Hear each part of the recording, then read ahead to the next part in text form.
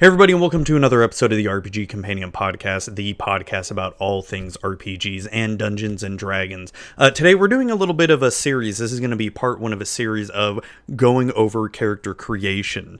First thing, I know there's a lot of videos out there already. We are going to be doing it slightly different. This part one, we're not even going to be making a character. We're going to be going over the character sheet itself first. Hopefully it won't be too long, and this is going to be available by audio as well too, so you can listen to it in the car or whenever whenever you listen to podcasts out there. So like I said before, we're going to be going over the character sheet because I feel, as a brand new player who really has no idea about anything about Dungeons and Dragons, and I've had plenty of people come up to me, we tell them how to create a character, right? But we never really go over what a lot of the things on the character sheet even mean or do. Some of these I'm going to be touching on lightly in here, and others will be diving in deeper when we actually create a character. So let's just go over it, right? Because some of these here, they may not make sense to newer players. Experienced players, yeah, they're going to know this inside and out here. So let's just go ahead and start off right from the very top. And we're going to go over each of the three sheets of the standard Dungeons and Dragons character sheet. That is the very common one. It's found in the player's handbook. It's found on for free online. The one that we're doing right now, I found on the official Wizards of the Coast website, where I downloaded it, and it's even PDF form fillable. So, you can see here, you can type it in, and it's a great way to where, you don't want to have to, constantly write out characters, erase them, and all that stuff, and maybe you want to have your first character sheet look nice and neat and printed out. So let's just get on with it, right? Starting off from the very top, pretty obvious here. Character names would be the name of your character, your class and level.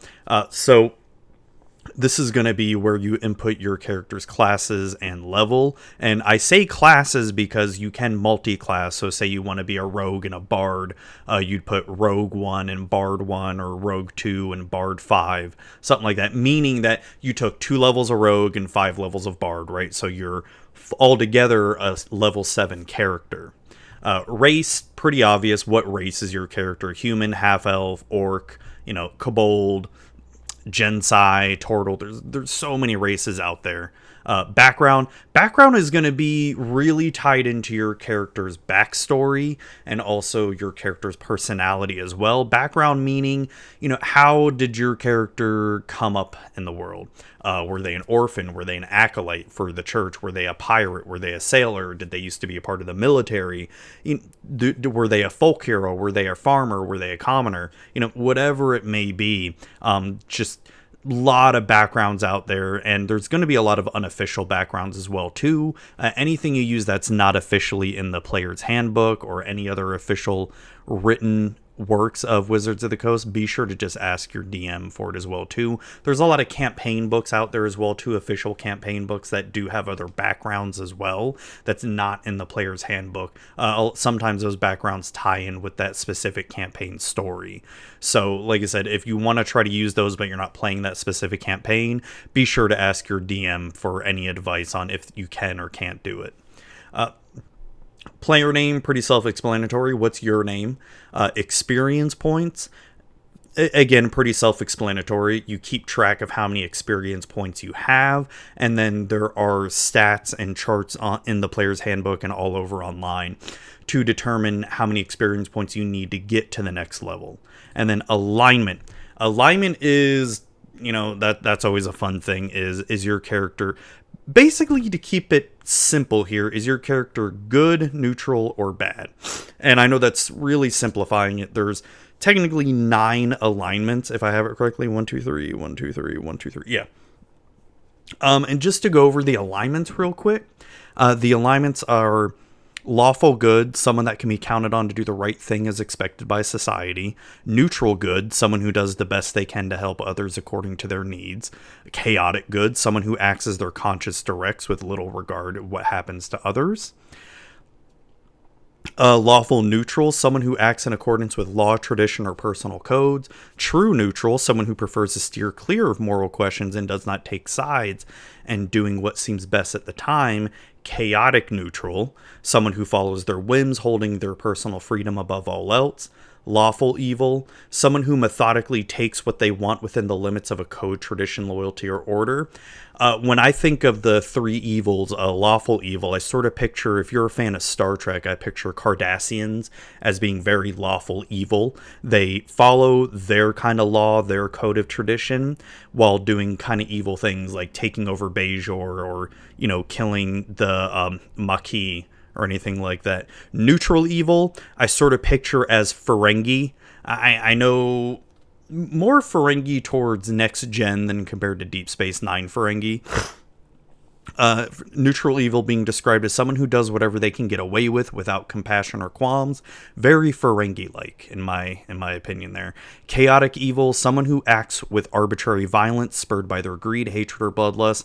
That right there is just pure Klingons right there. That's pure Klingons that they just pretty much attack and kill, just because. Their honor, or whatever you may call it. And that could be construed as more lawful evil, but we're sort of veering off track here. So those, as you can see, there's good, neutral, and evil, and within each of those sections there's three subsects of lawful, neutral, and chaotic, bringing us to 9 alignments. And so you want to sort of determine what alignment your character would be. Now, alignment, I feel, is not very black and white. Alignment can be fluid, and your DM may do it fluidly as well too. You may start off as lawful good, but stuff happens in the campaign where you start to become lawful neutral, right?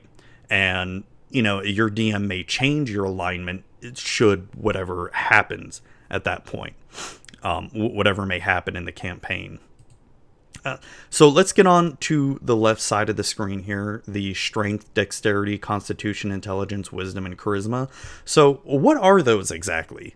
Some of these may be sort of self-explanatory, but we'll go over them pretty quickly. So these are going to be your character's stats, determining how strong or smart or wise your character is.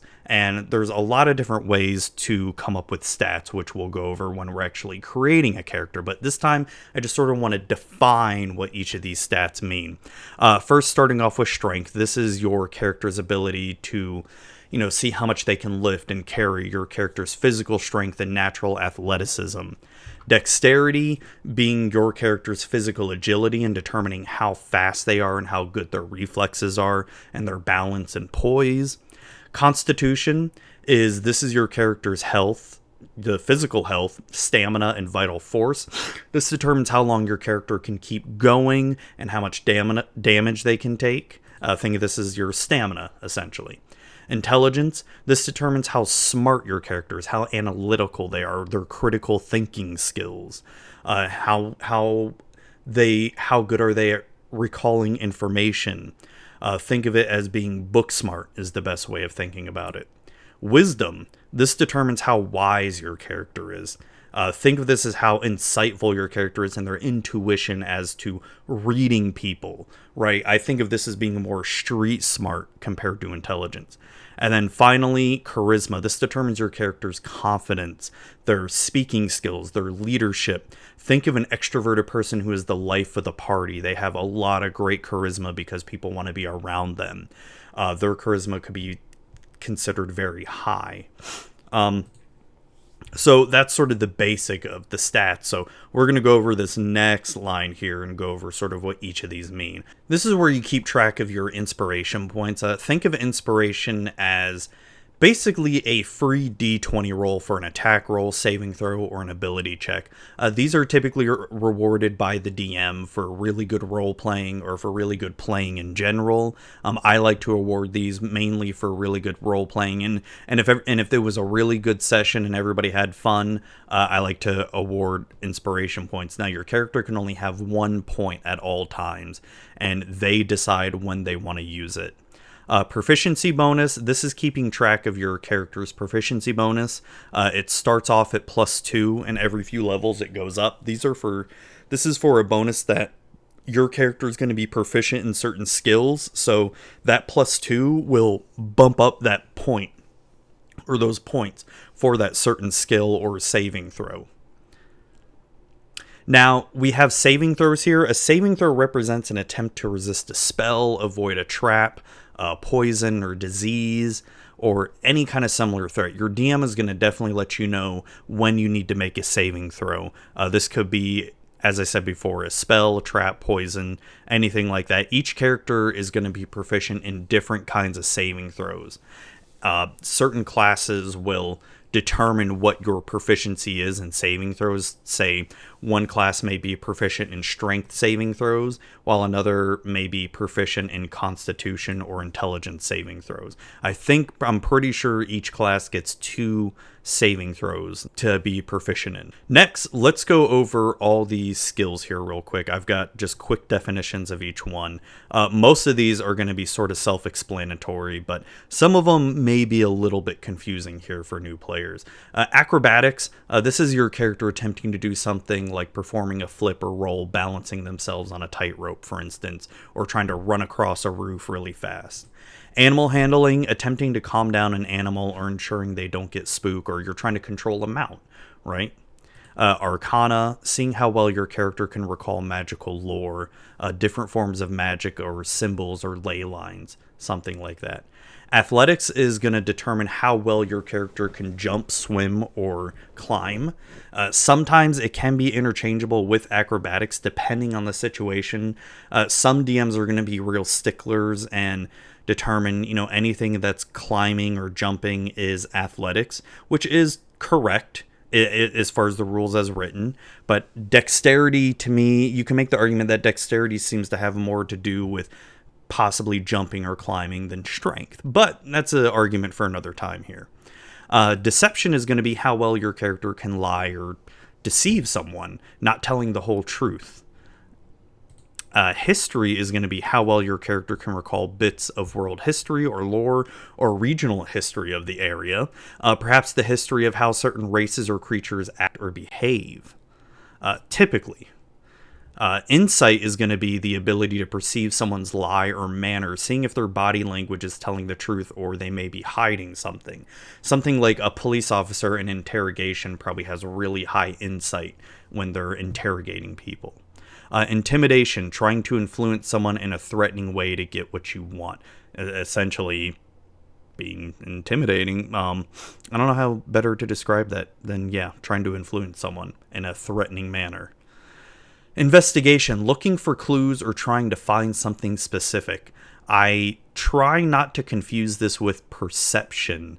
This is your character actively looking around and digging through things to find what they're looking for. Perception is just looking, and while when you roll a perception check, you're actively going to be looking. Investigating is going to be more, you're looking for something completely specific to, maybe I'm trying to find something with thieves' cant, or I'm trying to look for a certain symbol. That's more investigating. Medicine is going to be your character attempting to stabilize a wound or diagnose an illness.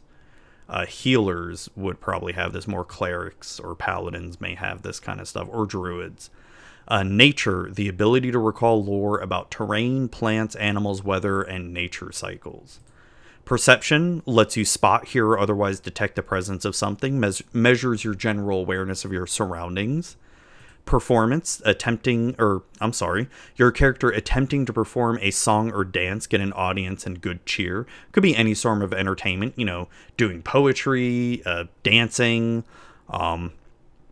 being a comedian, anything like that. Persuasion, attempting to influence someone with tact, social graces, or good nature. Religion, ability to recall lore about deities, religious lore, and holy symbols, and sometimes for prayer for your god or goddess. Sleight of hand, the act of finding an object that belongs to you, but someone else happens to have it in their possession. But it's also normally used for stealing or planting objects and making sure you are unseen. Stealth, attempting to make sure you are unseen from other eyes, such as sneaking away or infiltrating an enemy camp. And then last but not least is survival, the ability to track animals for hunting or being able to follow trails or paths that lead you to your next destination. So that is it for skills right there. Like I said, quick overview. And next, we're going to talk about passive perception. Now, passive perception is your character's ability to notice things such as threats or their surroundings passively. So this can be a little bit misconstrued from passive perception and just regular perception. Passive perception is, you're walking down a road and you're not trying to look for something, but you happen to notice someone running right beside you, right? That's you passively notice that.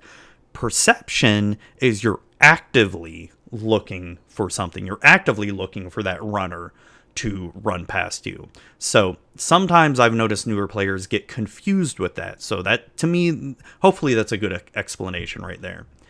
The next bubble we have here is called Other Proficiencies and Languages. So each character, race, and class are going to have a lot of different proficiencies. Whether they are proficiencies in certain weapons or armors or tools or instruments.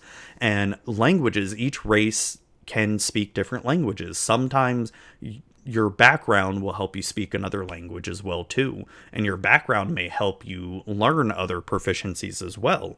So this is a good little spot to put in all your proficiencies right there and make note of what your character is proficient at. Starting at the top of the second column here is your armor class. This number determines how well your character can avoid being hit in battle.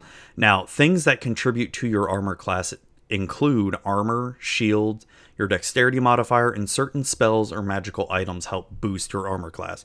Obviously, the higher the number, the better, and the harder it is for any kind of creatures to hit you. Next, we have initiative. This determines your bonus to see when in the round your turn begins during combat. This number is your dexterity modifier. So if your dexterity modifier is +2, +3, your initiative is going to be +2 or +3.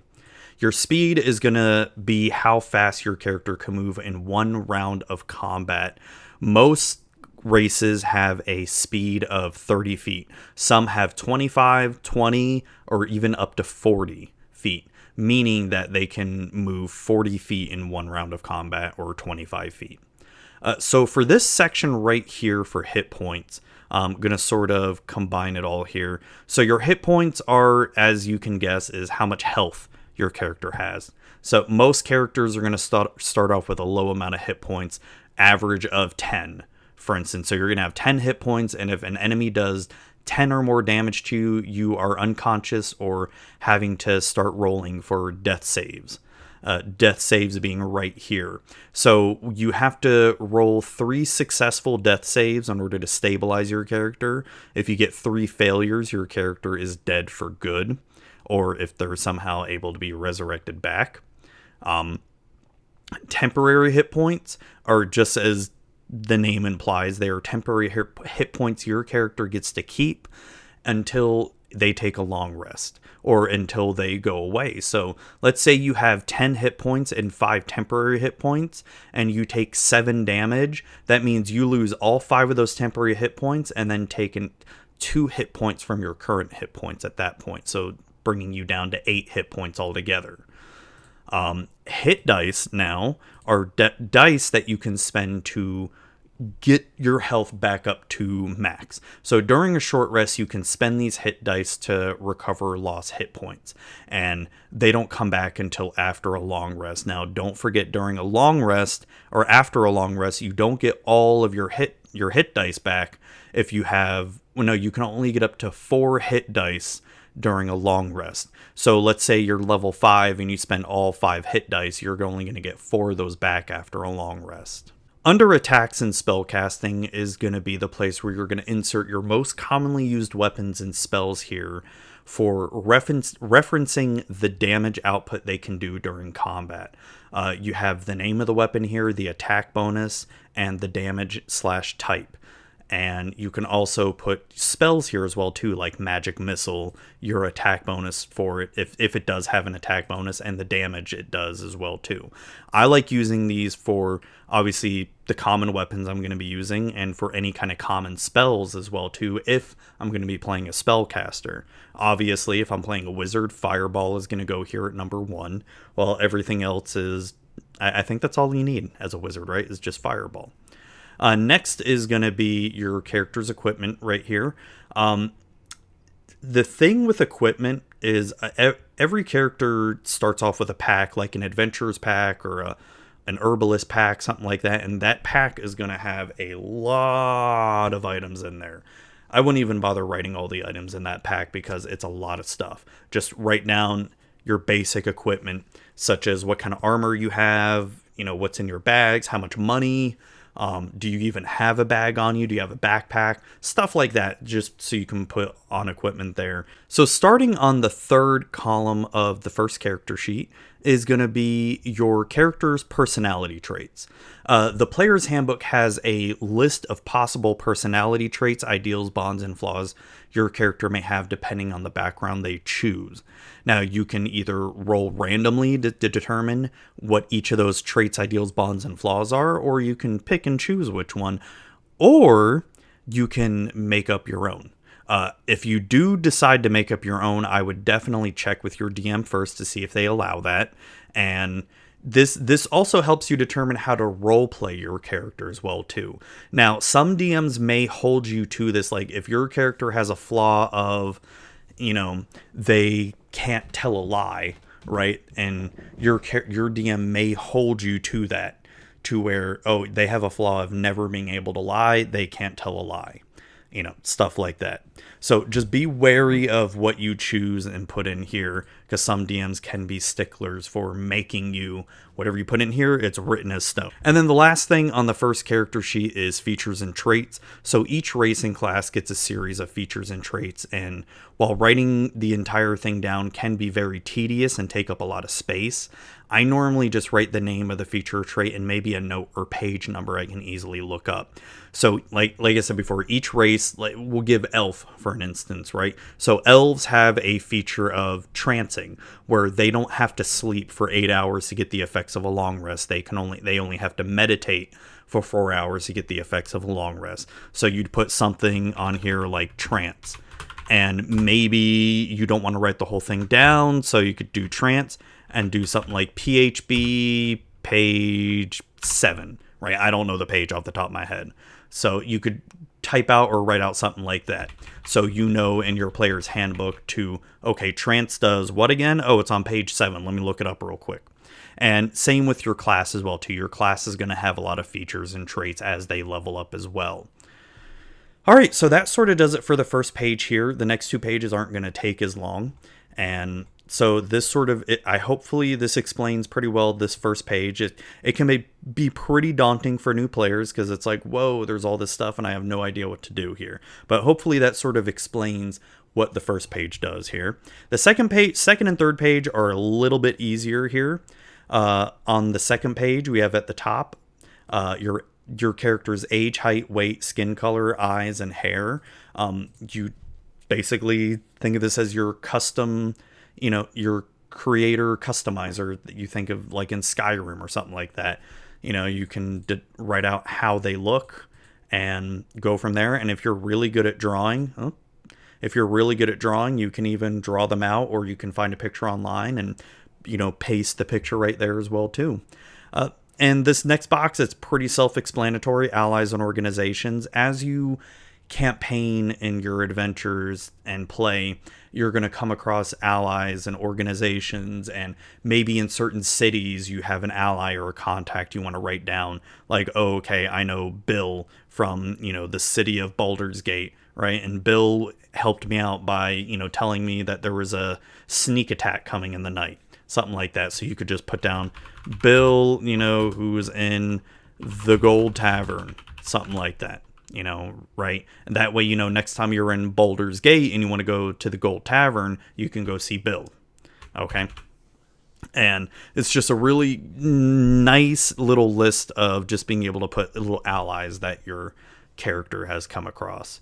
Additional features and trait, just, if you fill up the page here on the first page, you have some more room here for writing down additional features and traits. Treasure.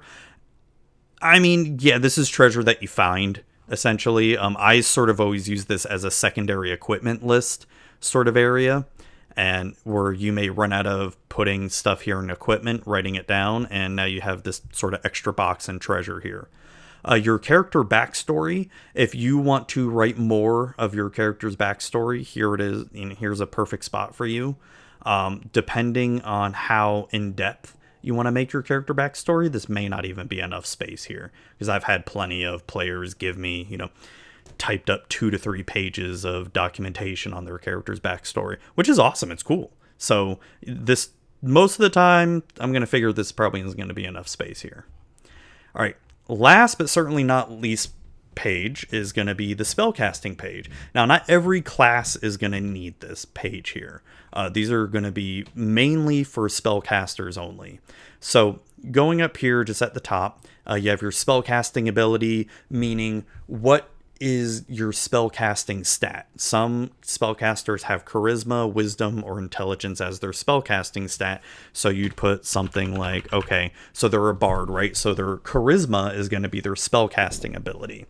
Their spell save DC is going to be the number that creatures or other players would have to be in order to successfully save from the spell, so they don't get hit by fireball or charmed or anything like that. So each class is going to have a different determination on how they determine the number of spell save. You just put in the number here. It's going to start off as 12, and your spell attack bonus is also going to be a different number as well. And so some of these spells you have to make a spell ranged attack, right? So something, oh my gosh, like Firebolt, right? You're going to have a spell attack. You can use your spell attack bonus of it. Just like if you're hitting something with a bow or a melee attack, you use your spell attack bonus to add the bonus of your D20 roll. So say you roll a 12, you now add +5. It's now a 17, and does 17 hit. Boom, it does. So here, this is a little bit self-explanatory here. You've got 10 areas for spells. 0 being cantrips. These are going to be all your free spells that you can put down. And each class is going to have a different number of spells that they can learn for each level. So most of the time it should be written pretty easily in the player's handbook for how many spells your character can know and how many they can have prepared as well too, if they are a class that has to prepare spells. So under cantrips, you just write down the name of the spell. And here from 1 through 9, 9 being the highest level spells, 1, you put in how many spell slots you have. Most classes are going to start off with probably about 2 to 3 spell slots in level 1, and then you also write down how many spell slots have been expended as well. So on paper, the way I normally do this is I'll have the number, let's say 2, and then as I use a spell in level 1, I'll do a little check mark for that right there.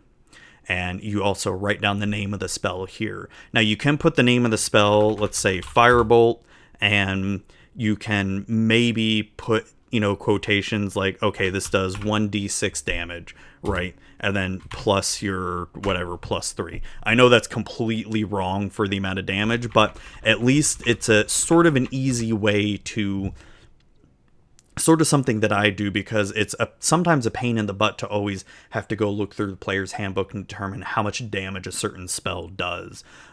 Some people do have the spell cards that they buy and use those, but for people who don't have that, it's no shame of just going, okay, Fireball does, 8d6 damage, and go from there.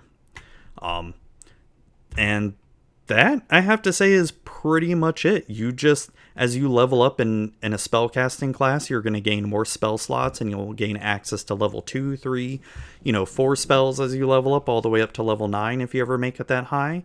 And I think that about covers the character sheet. So on the next part, we're actually going to go over how to create a character. And like I said, we're going to do it a little bit differently compared to what I've seen other people do it. And I'm hoping it's going to make sense and it's easy enough to where you don't feel nervous about creating your own character.